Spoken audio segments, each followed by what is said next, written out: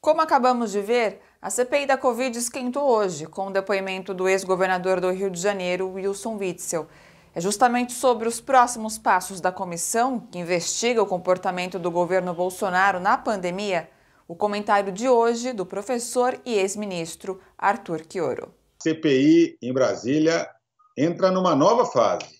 Nesse segundo mês de funcionamento, chegou a vez, como queria inclusive a base bolsonarista na CPI, de ouvir representantes dos governos estaduais.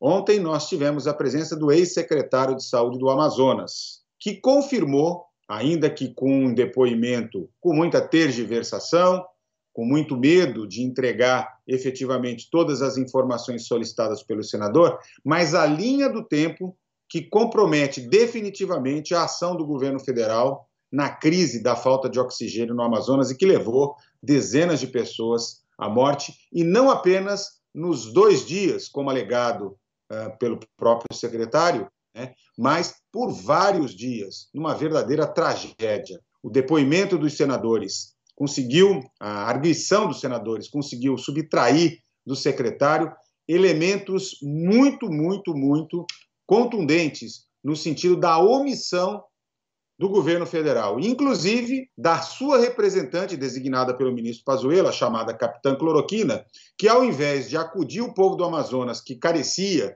de oxigênio, fazia proselitismo dos medicamentos chamados para tratamento precoce sem base científica. Aliás, ela que ontem, para a ironia do destino, tomou vacina da Covid, justamente aquela que dizia que não precisava, que bastava tomar os medicamentos anti-Covid.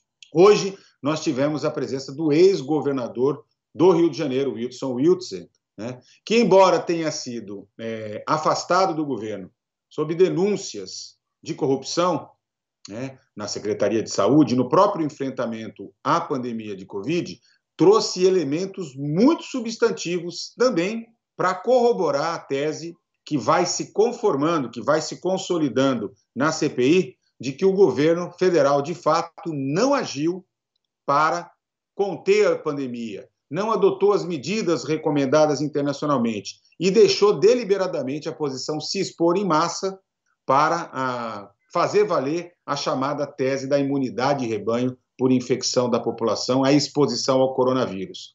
E há 2 elementos substantivos trazidos pelo ex-governador do Rio. Em primeiro lugar, o boicote às medidas que Bolsonaro e seus aliados políticos tiveram no Estado, a chamada adoção das medidas recomendadas pela ciência, pela Organização Mundial de Saúde. Mas há um segundo elemento que diferencia o Estado do Rio de Janeiro, que é o fato de que a robusta rede hospitalar sob gestão direta do Ministério da Saúde, que só existe no Rio de Janeiro, por se tratar de uma ex-capital, formada por 6 hospitais altamente especializados, 3 institutos nacionais, sem contar os hospitais federais ligados a 3 universidades federais, literalmente não entrou em campo. Ao contrário, ao longo da pandemia, recuaram, retraíram a oferta de leitos, fecharam leitos, acreditem, o que fez com que a população do Rio de Janeiro ficasse desassistida.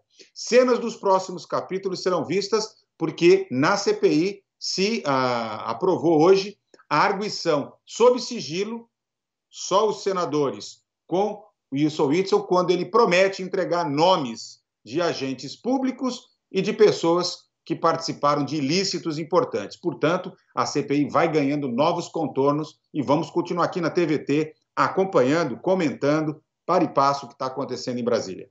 Gente, bora fortalecer a TVT? É só clicar em inscrever-se e depois clicar no sininho. Pronto! Assim que pintar notícia nova, você fica sabendo no ato.